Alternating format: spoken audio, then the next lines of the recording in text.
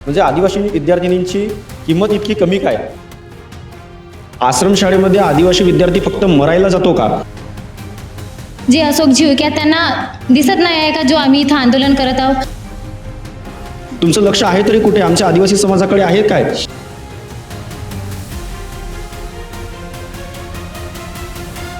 City news मधून मी रोहिणी. आपण बघतो आहे की आदिवासी विद्यार्थी हे गेल्या 15 दिवसांपासून इथे आंदोलन करते आहेत नागपूरमध्ये आदिवासी विभागीय कार्यालयाच्या समोर. आणि गेल्या 15 दिवसांपासून आपण बघितलं की 15 ऑगस्ट आलं तरी विद्यार्थी तसेच होते. आज रक्षाबंधन असून देखील विद्यार्थी आपल्याला इथेच दिसत आहेत. त्यांनी जे GR बद्दल मागणी केली होती ती रद्द झाली तरी सुद्धा विद्यार्थी इथे ठामपणे उभे आहेत. आता त्यांच्या मागण्या काय आहेत हेच आपण त्यांच्याकडून सविस्तर जाणून घेणार आहोत. काय सांगाल, आपल्या आत्ता मागण्या काय आहेत? आणखी किती दिवसांपासून आपण आंदोलन करत आहेत आणि कुठून आलेलं?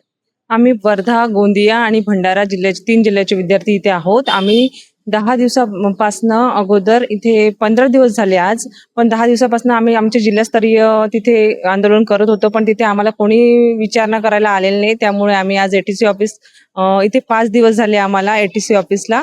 आणि आमचा जो GR आहे त्यामधले जो 30 मागण्या आहे त्यामधली फक्त एकच GR रद्द झालेला आहे आणि बाकीच्या ज्या आमच्या मागण्या आहेत त्या सतत जेव्हापर्यंत पूर्ण होणार नाही तोपर्यंत आम्ही इथे कंटिन्यू करणार आहोत. आणि त्याच्यामध्ये मेन आहे आमच्या जे डीबीटी मुळे स्टुडंटचं खूप नुकसान होत आहे, मेडिकल इश्यूज होत आहे, त्यांना जेवण पौष्टिक आहार मिळत नाहीये, त्याच्यामुळे त्या बिमार पडून डायरेक्ट घरी जात आहेत, त्याच्यामुळे ते डायरेक्ट त्यांच्या शैक्षणिक दृष्ट्या नुकसान होत आहे. तर ती पण डीबीटी रद्द करण्यात यावी. आम्हाला स्थानिक भोजन मिळावं, सेंट्रल लेवल किचन नाही पाहिजे, आम्हाला स्थानिकचं पाहिजे. आणखी काय मागण्या तुमच्या आहेत? जे रिक्त पद भरत्या रिक्त जागा 12,500 आहेत त्या रिक्त जागा भरण्यात याव्या. काय वाटतं, ह्या 30 ज्या मागण्या तुम्ही ठेवलेल्या आहे GR रद्द करण्याच्या व्यतिरिक्त त्या कुठल्या मागण्या थोडक्यात काय सांगा? नमस्कार, मी राहुल येल्ले, जिल्हाध्यक्ष आदिवासी विद्यार्थी संघटना गोंदिया. आम्ही 3 जिल्ह्यांचे विद्यार्थी या ठिकाणी आलेलो आहोत. आम्हाला या ठिकाणी आजचा 5वा दिवस आहे आणि त्याआधी आम्ही 10 दिवस आपल्या जिल्ह्यामध्ये आम्ही प्रकल्प कार्यालयासमोर आम्ही आंदोलनावरती बसलेलो होतो. तर GR हा आमचा मुद्दा तर होताच, पण GR ला वगळून आमच्या अजून 28 मागण्या आहेत आणि त्या 28 मागण्या जोपर्यंत पूर्ण होणार नाही, त्यामध्ये जसं जप्तलाई आश्रमशाळेमध्ये ज्या 6 विद्यार्थिनींना सर्पदंश झालेला होता त्यामधून 3 विद्यार्थिनी दगावल्या आणि 3 विद्यार्थिनींना दगावल्या त्याच्या नंतर त्यांना फक्त अनुदान म्हणून फक्त 1 लाख रुपये देण्यात आले. म्हणजे आदिवासी विद्यार्थिनींची किंमत इतकी कमी काय? म्हणजे जर आपण एखादी किडनी जरी घ्यायला गेलो तर ती 1 लाख रुपये म्हणजे त्याच्यापेक्षा खूप महागात भेटते, पण आदिवासी विद्यार्थिनीची किंमत हे सरकार 1 लाख रुपये लावत आहे. त्यांना कमीत कमी 1 कोटी रुपये अनुदान देण्यात यावं शासनाकडून. आणि या महाराष्ट्रामध्ये 2 वर्षामध्ये म्हणजे 700 दिवसामध्ये जर रेशो पकडला तर 585 विद्यार्थ्यांचा मृत्यू झाला. म्हणजे आश्रमशाळेमध्ये आदिवासी विद्यार्थी फक्त मरायला जातो का? हा आमचा या शासनापुढे खूप मोठा प्रश्न आहे आणि खूप मोठी शोकांतिका आहे की शासन त्याकडे लक्ष देत नाही. आणि गडचिरोली जिल्ह्यामध्ये जो आता घटना घडलेली आहे आश्रमशाळेमध्ये, तर तिथले पालकमंत्री माननीय या महाराष्ट्राचे मुख्यमंत्री देवेंद्र फडणवीस साहेब, त्यांना माझं एकच म्हणणं आहे की तुम्ही कमीत कमी आदिवासी ज्या ठिकाणचे तुम्ही पालकमंत्री आहात त्याच्याकडे तुम्ही लक्ष तरी द्या. तुमचं लक्ष आहे तरी कुठे? आमच्या आदिवासी समाजाकडे आहे काय? आणि तुम्ही जो प्रश्न मांडलेला आहे की इतक्या विद्यार्थिनींचा मृत्यू झालेला आहे याकडे दुर्लक्ष होतं, तर तुम्ही हा प्रश्न मांडलेला आहे का? किंवा ते जे मृत्यू झाला त्यांच्या मागचं नेमकं कारण काय आहे? तुमच्या निदर्शनास काय आलं? म्हणजे आदिवासी विद्यार्थी जेव्हा आश्रमशाळेमध्ये शिकायला जातो तर त्याला कुठेही सुरक्षितता असत राहत नाही. आणि सुरक्षितता म्हणजे त्यांना झोपण्याची व्यवस्था बरोबर राहत नाही, त्यांना आहार बरोबर म्हणजे जेवण बरोबर मिळत नाही. त्या ठिकाणी त्यांचं कोणतंही म्हणजे लहानपणापासून म्हणजे 1ल्या वर्गापासून तर 12व्या वर्गापर्यंत ते आश्रमशाळा जे असतात त्याच्यामध्ये कोणतीही व्यवस्था या शासनाने बरोबर केलेली नाही. आता ज्या मागण्या तुम्ही ठेवलेल्या आहेत तर त्यामध्ये आता तुम्ही बघितलेलं की मागण्या प्रत्येकांना तुम्ही सांगत आहेत. आता राजनीतिक लोकांकडनं देखील तुम्हाला पुढाकार मिळतो आहे. कालच अमित ठाकरे आणि नीता बोरा यांनी देखील तुमची भेट घेतली. काय आश्वासन त्यांनी दिले? आश्वासन दिले आहे त्यांना आमच्या आंदोलनाला पाठिंबा दिलेला आहे आणि आम्ही त्यांना सांगितलं आहे की जोपर्यंत आदिवासी मंत्री अशोकजी उईके राजीनामा देणार नाही तोपर्यंत आम्ही या ठिकाणावरून आणि संपूर्ण महाराष्ट्रातील विद्यार्थी आपापल्या आंदोलनामध्ये ज्या ठिकाणी ते बसलेले आहेत, मग तो पुणे असो, नाशिक असो, अमरावती असो किंवा आमचं नागपूर असो, आणि छोटे छोटे क्षेत्रांमध्ये प्रत्येक जिल्ह्यांमध्ये जे प्रकल्प कार्यालयाच्या समोर जे आंदोलन आहे, जोपर्यंत आमच्या जे 29 मागण्या आहेत जोपर्यंत पूर्ण होणार नाही तोपर्यंत आम्ही याच ठिकाणी ठामपणे बसलेलो राहणार. असं का वाटतं की त्यांनी इस्तिफा द्यायलाच पाहिजे?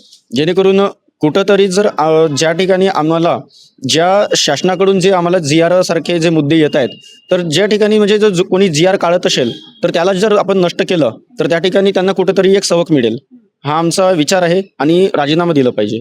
आज इथे किती विद्यार्थी आहेत, कुठून कुठून आलेले आहेत आणि काय तुम्हाला पर्सनली काय वाटतं? जय शिवा. माझे नाव रमण कोडापे. मी आदिवासी विभाग आदिवासी मुलांचे शासकीय वसतिगृह भंडारा क्रमांक 1 इथून आलेला विद्यार्थी आहे. आज जवळपास भंडारा, गोंदिया, वर्धा ह्या 3-4 जिल्ह्याचे विद्यार्थी इथे उपस्थित आहेत आणि त्यांना सर्वांना मिळून आपल्याला हक्क मिळवून द्यायचा आहे. धन्यवाद.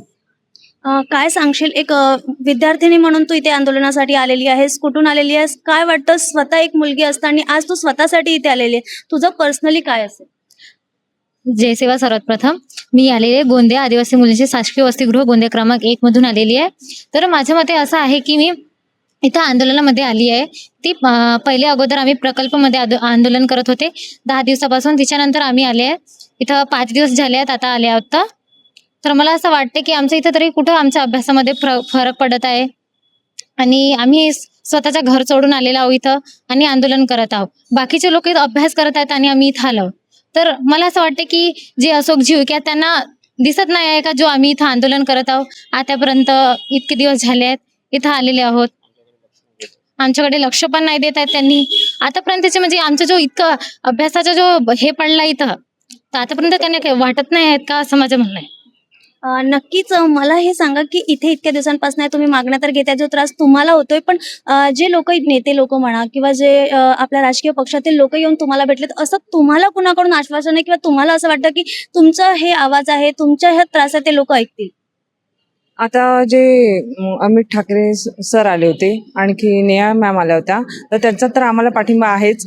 आणि आमचं असं म्हणणं आहे की आम्हाला अशोक उईके यांचा राजीनामा पाहिजे आणि आमची बैठक मुख्यमंत्री सोबत लावली पाहिजे, फडणवीस सरांसोबत. बाकी कारण की आमचं एवढं नुकसान झालं आहे, तर आम्ही इथे 10 टाइम जायचं आणि यायचं हे आमचं राहिलेलं नाही. आता जे आहे ते पूर्ण संपूर्ण जाणार आहे. आम्ही आमच्या ज्या मागण्या आहेत पूर्ण कंटिन्यू पूर्ण फिल करूनच जाणार आहे. नक्कीच आपण संपूर्ण विद्यार्थ्यांशी बोलण्याचा प्रयत्न केला, त्यामध्ये विद्यार्थिनी आणि विद्यार्थी दोघांनीही आपले मत आपल्याला सांगितलेले आहेत की इतक्या दिवसांपासून इथे आले. GR जरी रद्द झाला असेल, पण जो GR काढतो तोच व्यक्ती जर तिथे असेल तर पुन्हा कुठल्या ना कुठल्या पद्धतीचा हा GR पुढे येईलच. पण आता आम्ही शांत बसणार नाही, कारण आदिवासी विद्यार्थ्यांना जो त्रास होतो हा त्रास आताच नव्हे तर असे कित्येक वर्षांपासून आमच्याकडे आहे आणि त्यांनी पूर्ण मृत्यूंचा आकडा देखील आपल्या पुढे मांडलेला आहे की कुठेतरी त्यांना त्या सोयी न मिळाल्यामुळे आज त्यांना मृत्यू पडलेल्या विद्यार्थ्यांच्या संख्यांचा आकडा घेऊन इथे बसावं लागतं. उद्या अशी दुर्घटना होऊ नये यासाठी प्रत्येकच विद्यार्थी आज इथे सक्षम झाला आहे आणि आपली आवाज रेस करण्यासाठी इथे उभा आहे, हे आपल्याला दिसते आहे. याविषयीचे सर्व अपडेट्स आम्ही तुमच्यापर्यंत आणत राहू. तोवर बघत राहा सिटी न्यूज नागपूर.